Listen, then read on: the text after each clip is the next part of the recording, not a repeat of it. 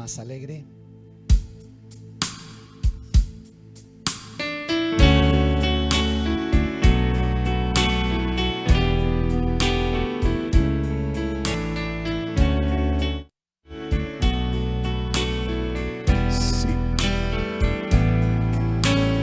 Quiero cantar una linda canción de aquel que mi vida cambió. Quiero cantar una linda canción de un hombre que me transformó. Es mi amigo Jesús, es mi amigo más bien. Él es Dios, Él es Rey, es amor y verdad. Solo en Él encontré esa paz que busqué. Solo en Él encontré la felicidad.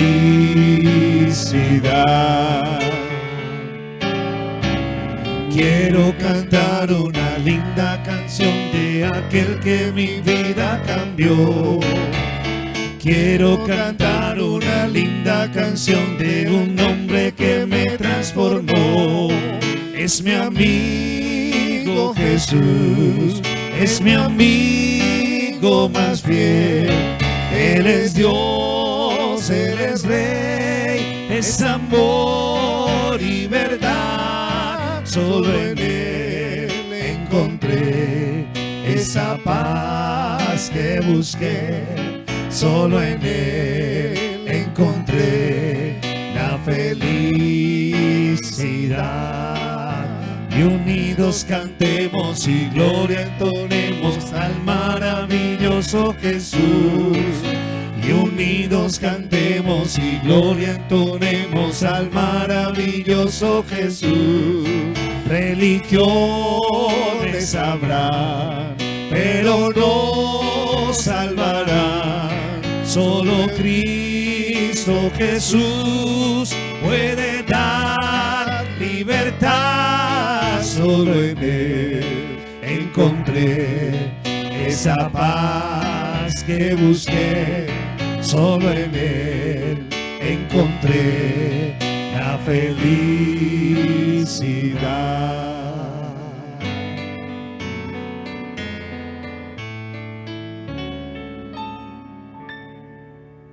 Amén. Bienvenidos esta mañana. Vamos a iniciar orando como es acostumbrado. Y este día 24, viernes 24, estamos orando por Carolina Escobar. Ella va a estar hoy en nuestras oraciones y estaremos orando por los proyectos que tenemos como ministerio, para que Dios bendiga todos estos planes y todos estos proyectos que estamos sacando adelante. Vamos a colocarnos en pie y vamos a pedir la dirección de nuestro Dios. Amado Padre, venimos ante ti esta mañana, trayendo nuestra vida tal cual como está. Tú la conoces mejor que nosotros mismos. Sabes, entiendes todas las luchas, las pruebas, las dificultades en las que nos vemos envueltos. Pero queremos, oh Señor, esta mañana pedirte que tú seas propicio a cada uno de nosotros. Y de manera especial hoy oramos por Carolina, para que tú seas con ella en su vida, en su casa, con su familia, y todos sus planes y proyectos sean puestos delante de ti. Y Señor, oramos por los proyectos del ministerio Living Hope, todas las causas en las que nos estamos enrolando y estamos procurando hacer para tu honra y tu gloria. Que tú proveas, Señor, siempre el recurso, el talento y los lugares y la disposición para que los proyectos sean una realidad. Gracias te damos a ti, en Cristo Jesús. Amén y amén. Pueden tomar asiento. Continuamos esta mañana con el libro de Éxodo. Y hoy vamos a mirar ciertos detalles importantes que están en el capítulo 7. Para hacer como un pequeño recuento y enganche, en Éxodo en el capítulo 6 después de que el pueblo fue sometido a mayor carga, pues el pueblo culpó a Moisés porque lo estaba sobrecargando. Moisés le dijo a Dios, bueno, y entonces me mandas a mí a sacarlos, y en vez de aflojar la situación, se puso más pesada. Y entonces Dios tiene que hacer terapia con Moisés. Tuvo que sentarlo y decirle, venga, voy a recordarte nuevamente el plan, el propósito de por qué estás aquí en Egipto. Tú vas a ir a Faraón, tú vas a sacar el pueblo, porque yo soy Jehová quien te ha traído para que liberes el pueblo. Lo que pasa es que no va a ser fácil, porque el corazón del Faraón va a estar siempre endurecido y no los va a escuchar con facilidad. Pero ve, porque yo le hice la promesa a Abraham, a Isaac y a Jacob, por lo tanto la promesa también es para ustedes, así que no se desanime. Moisés va nuevamente, habla con el pueblo, pero el pueblo estaba bastante abrumado por la situación. Pero aún así, Dios insiste a Moisés, ve, habla con el faraón. Y ahí arranca el versículo 7.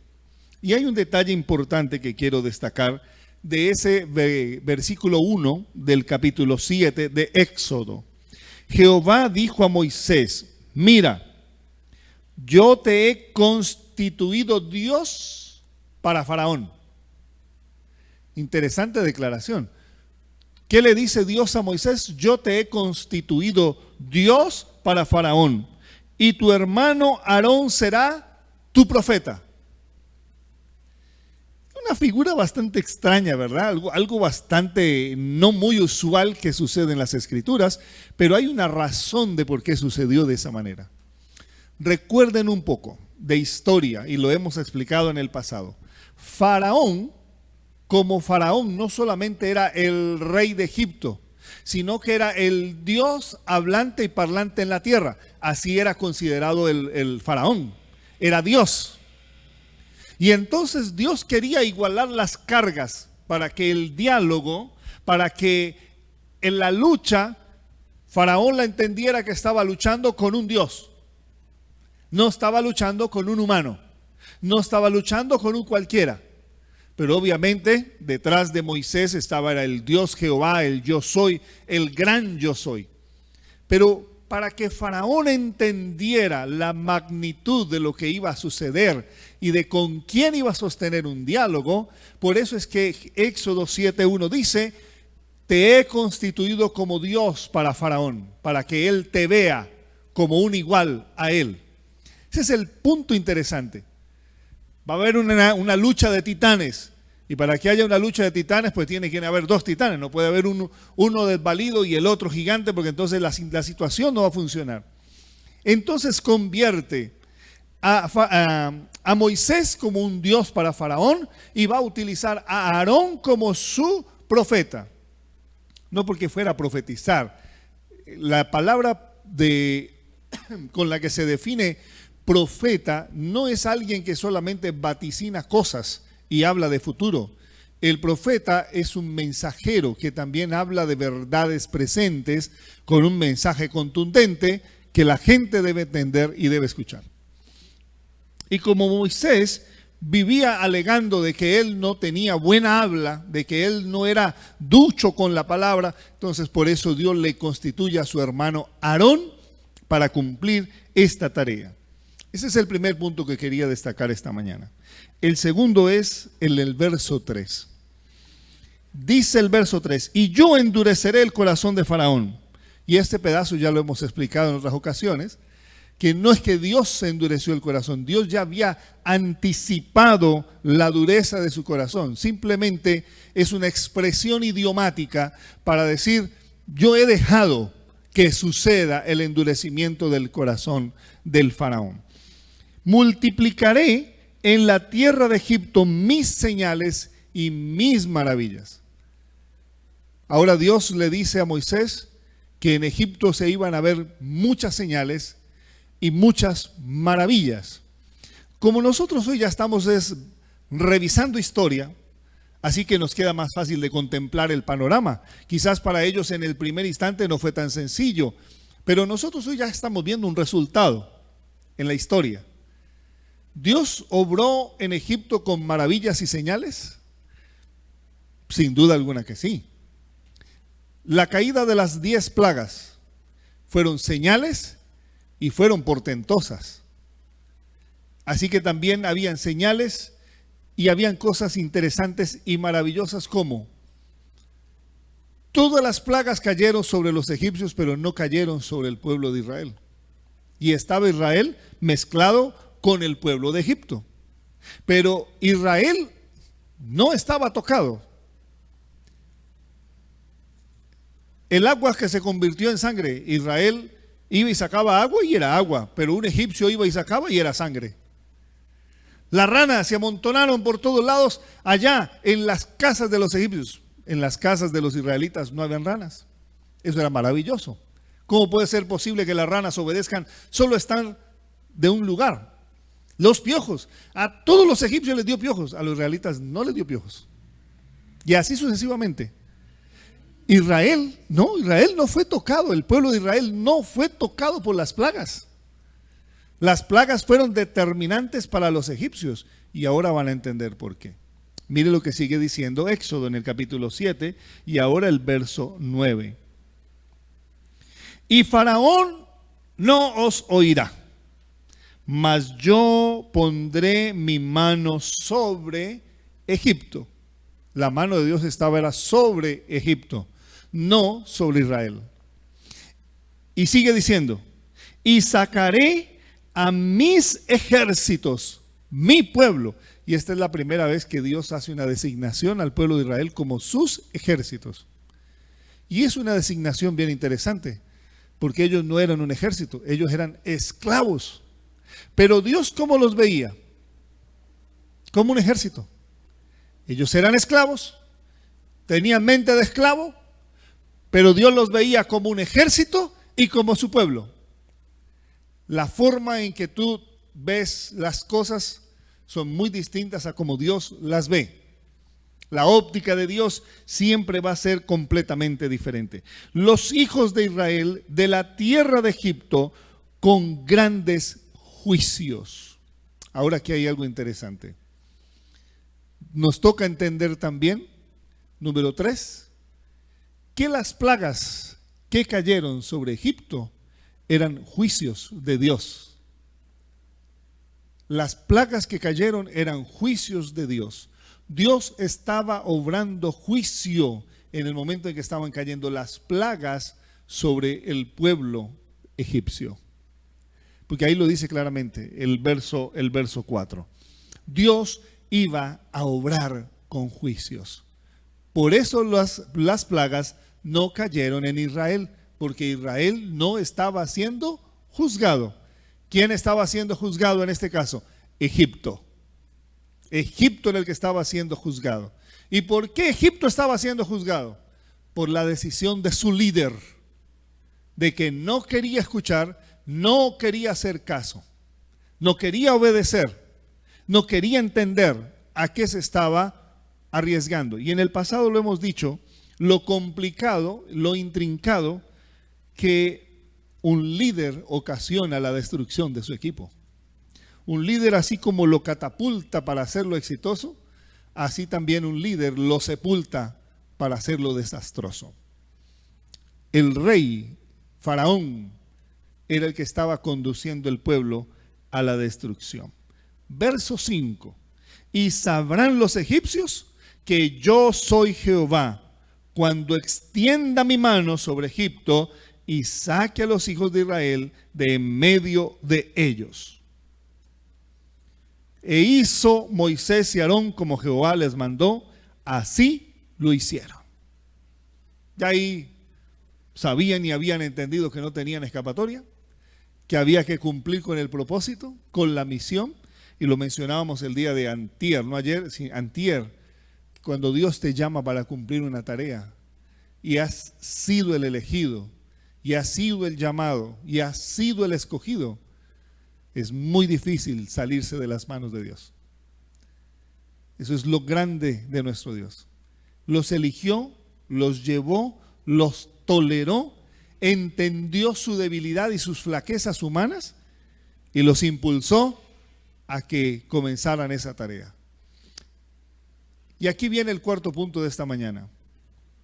Cuando Dios te llama en el ocaso de tu vida para cumplir una tarea. Dice el verso 7, era Moisés de edad de 80 años y Aarón de 83 años cuando hablaron con Faraón. ¿Usted qué aspira a hacer a los 80 años? Piensa por un instante esta mañana. ¿Qué esperas estar haciendo a los 80 años? Que Dios te comisione para ir a hacer una gran tarea como la que le comisionó a Moisés. Ve y saca a mi pueblo de tierra de Egipto. Uno a los 80 años, por Dios. Eli dice que va a estar bajo tierra. Pupi dice que en una finca. Marjorie, igual. No con Pupi, pero también en una finca. Entonces te das cuenta que cuando hablamos del concepto de la edad se nos convierte en un trauma. Cuando hablamos del tema de edad automáticamente se nos convierte en un trauma terrible. Dios llamó a Noé a sus 600 años para que construyera el arca. Dios llama a Moisés a sus 80 años para que fuera a libertar a un pueblo. Y le da como ayudante a su hermano mayor.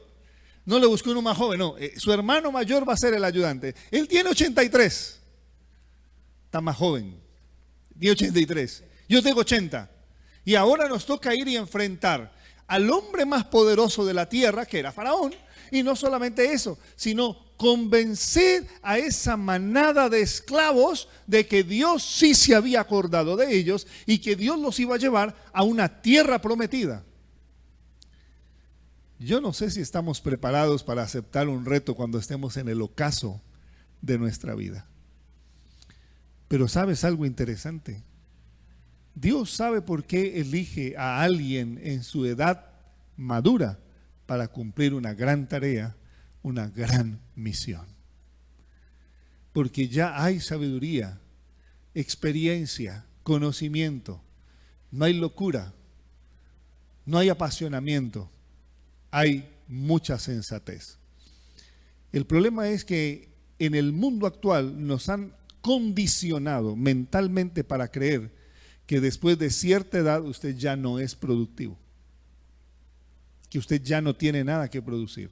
Hace un tiempo atrás, lástima, perdí ese artículo, y era un artículo científico, de esas cosas que usted no imprime y no guarda, sino que deja en el computador se muere y se muere todo.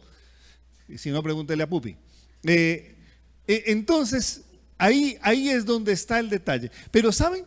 Recuerdo muy bien las estadísticas que daba ese artículo. Dice, en la etapa más productiva del ser humano, ¿ustedes saben cuál es la etapa más productiva del ser humano? Hablando de forma intelectual, mental, no física, porque es lógico que el de 80 no va a tener las fuerzas del de 20, ni el de 30, pero su capacidad productiva, su máxima potencia productiva mental está entre los 60 y los 80 años. Es decir, que yo apenas voy a llegar a mi etapa más productiva. Sí, pero hay mucha argumentación donde dice que allí está, por experiencia, por madurez, por conocimiento. Obviamente hay factores atenuantes, pero el estudio indicaba claramente, los grandes científicos del mundo en este momento, ¿en qué edades rondan? No hay científicos de 20 años. No es científico todavía, ese es aprendiz, está en proceso. No hay científicos de 30 años, no hay científicos de 40 años, son estudiantes todavía de doctorados, de postdoctorados, están a la par de un mentor y pregúntese cuántos años tiene el mentor, 70, 80 años. ¿Por qué razón? Porque son los que ya han recorrido un trayecto, han adquirido conocimiento, han desarrollado otras herramientas. La edad madura. El gran error es desechar al adulto, creyendo de que en Él ya no existe nada. Sí. Y ahí es donde nosotros, de acuerdo a la palabra de Dios, tenemos que ser muy cuidadosos. Dios es tan sabio que llamó jóvenes cuando necesitó el ímpetu de la juventud. ¿Por qué fue y escogió a un Gedeón? Ahí sí no iba a poder ir a buscar al de 80, porque no era capaz de conformar un ejército. Era un pueblo amedrentado, lleno de pánico, escondido, y sale un abuelito de 80 años, venga, yo comando el ejército. No, papá, nadie se le sube a ese bus. Pero entonces ahí sí llama a un Gedeón, que él mismo le dice al Señor, Señor, como yo soy el menor de mi casa, soy apenas un muchacho. Pero eso es lo que necesito ahora, ven. Y Gedeón fue y cumplió. Como ayer que les contaba el testimonio de Timoteo, de 16 años. Dios no tiene problema con la edad, que es el punto clave que yo quiero que tú entiendas. Dios no tiene problema con tu edad. Dios tiene problemas con tu edad mental. Ahí es donde Dios tiene problemas. Porque Dios te mira y te ve, joven, piedad, vamos para adelante. Y usted dice, no, yo ya para dónde, esto no da para más, yo hasta aquí llegué, de aquí no paso y aquí muero. Dios mira a Angélica y le dice, hágale. Ay, ¿por qué? Ay, ¿para qué? ¿Y si se complica? ¿Y si se pone difícil? ¿Y si no da? ¿Y si no resulta? ¿Te das cuenta que Dios no tiene problema con la edad biológica? Dios te puede llamar a los 15 años, a los 30 años, a los 50 años, a los 70 años, a la edad que tú te decidas, Dios te va a utilizar, Dios te va a llamar. Y Dios va a hacer una tarea contigo, porque el problema de Dios no es con mi edad biológica, es con mi edad mental, con las paradigmas que armé, con los estereotipos que construí, con las limitantes que me generé. Por eso Dios te va a llamar y te va a utilizar cuando quites de tu mente todos los cortapisos que te has inventado. Ahí está, ahora vemos a un Moisés que a los 80 años va a comenzar a librar el mayor reto de su vida, que lo va a conducir por los próximos 40 años liderando un pueblo. Ese es Dios. Así que no te preocupes. Tú puedes recibir el llamado de Dios a cumplir su gran tarea el día y la hora que sea, pero lo decides tú, porque lo pones en tu mente. Eres tú quien decides, eres tú quien tomas la decisión. Eres tú, al final, quien deja que Dios intervenga en tu vida para conducirte por el buen camino. Que Dios nos bendiga esta mañana. Vamos a orar. Recuerden que hoy estaremos orando por Carolina Escobar y por todos los proyectos del Ministerio Living. Cariñoso y buen Padre, qué bueno es tu palabra. Tu palabra jamás vuelve vacía. Tu palabra siempre nos enriquece. Tu palabra siempre nos fortalece. Gracias porque hoy hemos podido entender por qué cayeron las plagas, por qué cayeron sobre Egipto, por qué no sobre Israel, por qué igualaste fuerzas colocando a Moisés como un Dios para Faraón, para que entendiera que su lucha, la guerra que iba a librar no era contra cualquiera, porque Moisés en este momento representaba al Dios Todopoderoso. A nosotros, Señor, danos siempre la claridad mental para cumplir con tareas valiosas. Y entre esas tareas es aceptar tu llamado.